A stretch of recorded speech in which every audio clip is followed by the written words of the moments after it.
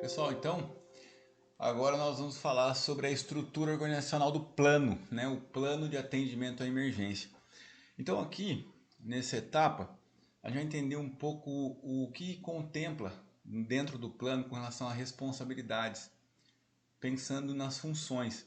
Então, qual que é a expectativa, né? O que o plano determinou, por exemplo, para o gerente da planta, para o engenheiro de processo. Então a gente vai entender isso dentro do plano de vocês.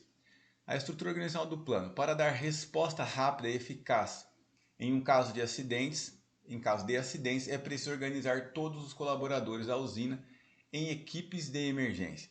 Os mesmos devem conhecer suas funções dentro do plano, o sistema de desencadeamento da emergência e bem como os recursos de proteção e atuação. Bom, eu quero chamar sua atenção aqui para você conhecer no mínimo, muito bem a sua atribuição dentro do plano. Nós não vamos entrar aqui de forma detalhada em cada etapa do plano, porque senão nós teríamos que falar de todas as funções. Então eu quero te convidar a acessar o plano de emergência e verificar qual é a sua atribuição dentro desse plano. De repente você vai falar, não, mas eu já sei, então só confere.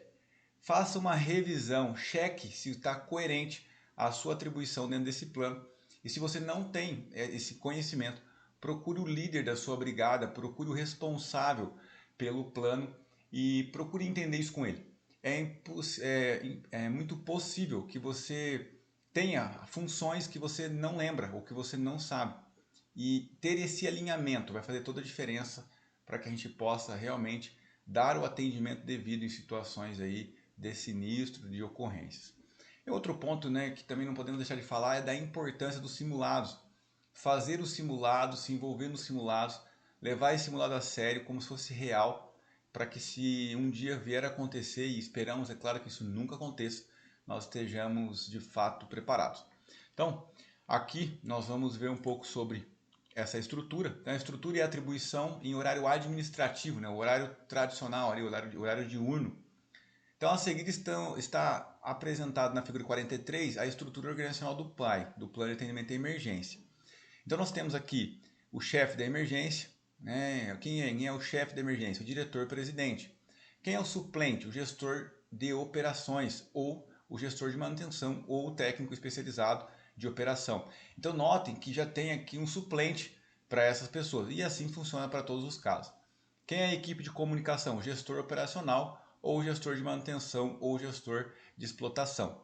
Então notem que aqui também tem, né, claramente os cargos, a gente sabe aqui identificar, você que conhece os cargos sabe até o nome dessas pessoas, então fica fácil de nós identificarmos aqui as responsabilidades dentro do plano e novamente eu reforço, faça uma avaliação, pegue o plano, estude ele, tenha conhecimento claro daquilo que faz parte da sua atribuição.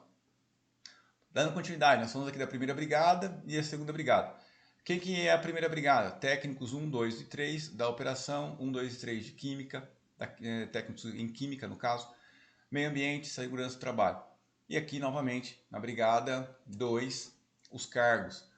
Quem é o responsável, quem são as pessoas responsáveis pela evacuação da área? O que é a evacuação da área? Aquele time que está preparado para orientar as pessoas a saírem do local, a pegarem a rota de fuga, conhecem a rota de fuga, conhecem o ponto de encontro, tem a planta clara na cabeça e consegue orientar as pessoas. Você precisa, se você é um brigadista, ter esse entendimento, ter essa compreensão. E o primeiro socorro, as pessoas responsáveis aqui também.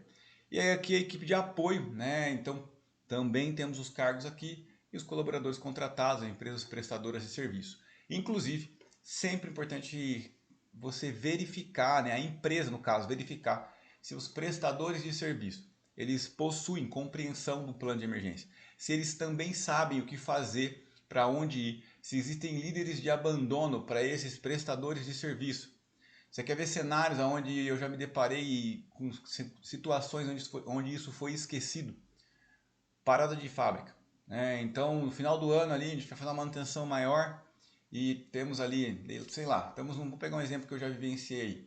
A fábrica ela tem 200 funcionários, mas na parada a gente chega a ter 500 pessoas aqui dentro. E nós não não falamos, né? Não detalhamos, né? Tem integração, tudo, mas não detalhamos, não criamos outros líderes de abandono para tirar essas pessoas da fábrica em uma situação de sinistro. E isso é essencial. Todas as pessoas que colocam o pé na fábrica, elas precisam ter conhecimento do plano de emergência. O exemplo de que se não for feito isso, nós temos diversas pessoas perdendo a vida, é a história. Quando nós olhamos para o passado e as ocorrências que nós já tivemos aqui no Brasil e em outros países, não ter um plano de emergência robusto, pessoas treinadas, rotas de fugas claras, treinamentos sendo realizados com constância, nós já sabemos o resultado. Infelizmente, o resultado é pessoas se ferindo em situações de emergência. Então, que nós possamos aqui fazer diferente, que nós possamos realmente encarar isso como algo realmente importante, porque é importante, não olhar para isso simplesmente como um procedimento a mais, mas como algo que trata sobre vida. Isso é sobre vida e não é simplesmente sobre atender um requisito legal, uma norma. É muito mais do que isso. Então, quero te convidar a fazer parte e encarar isso como deve ser encarado. Muito bom. Dando continuidade, em toda e qualquer situação anormal que ocorra nas instalações ou durante a operação da UTE, Termo Pernambuco, o colaborador ou prestador de serviço que presenciar tal fato deve imediatamente comunicar à sala de controle. Então isso aqui a gente sabe bem claro, tem isso muito claro, sabemos disso, que essa comunicação à sala de controle deve ser essencial e primordial.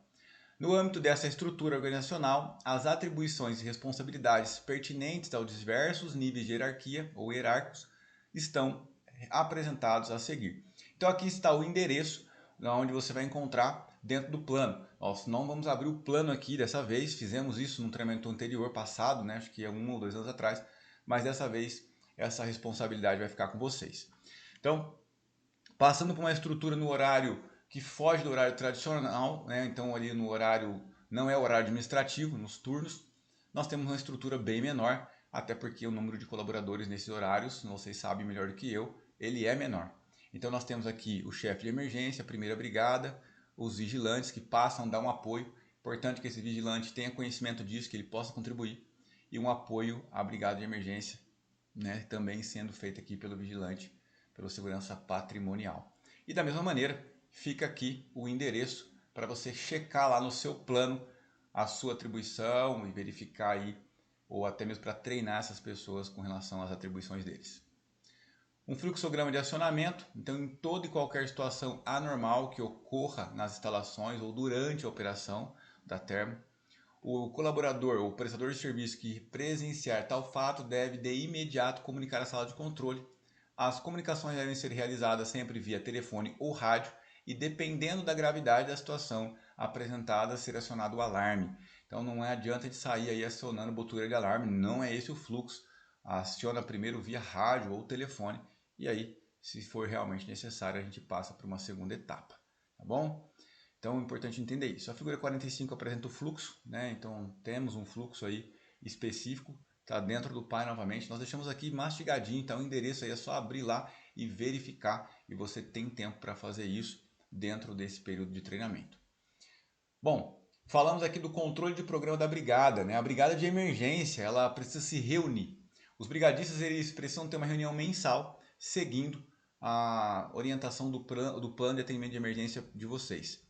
Os membros da brigada de emergência deverão se reunir anualmente para discutir os seguintes temas. Então, uma vez por ano, nós teremos a função de cada membro da brigada, então vai ser feita essa discussão, condições dos equipamentos de combate a incêndio, então os equipamentos precisam estar em boas condições, proposta de ações corretivas para itens detectados nas inspeções, atualizações das técnicas e táticas de combate e controle à emergência, por isso que nós fazemos o treinamento, a alteração ou mudança do quadro efetivo da brigada e outros assuntos de interesse. As reuniões ordinárias deverão coordenadas, aliás, as reuniões ordinárias deverão ser coordenadas pela gerência do processo de QSSMA e, na sua ausência, pelo chefe da brigada de emergência. Esta reunião poderá ser realizada juntamente com os membros da CIPA, Comissão Interna de Prevenção de Acidente, com registro em ata. As reuniões extraordinárias. As reuniões extraordinárias elas devem acontecer após a ocorrência de uma emergência ou quando identificada uma situação de risco eminente. Deverá ser feita uma reunião extraordinária para discussão e providenciar e providências a serem tomadas com o registro em ata. Simulados. Então, para assegurar a eficiência das ações de combate à emergência, serão realizados simulados periódicos, conforme o programa definido e registrado no documento. Então, vocês também têm um documento que é o PQ-Termop S23, que fala dos simulados. Quais são os simulados que vocês devem fazer no ano. Então, lembre-se disso. Membro da brigada, pelo menos uma vez por mês se reunir. O seu plano, ele pede uma vez anual, uma vez por ano aqui, mas você tem reuniões da CIPA mensais e de repente nessa mesma reunião faz muito sentido termos os membros da brigada participando com assuntos que são coerentes à questão de combate e a princípio de incêndio. Ok, senhores, então nós vamos fechando por aqui. Vou concluir essa etapa e a gente volta para falar de chuveiros automáticos e os sprinklers, né? Na verdade, os sprinklers que são os chuveiros automáticos, tá bom? Até lá!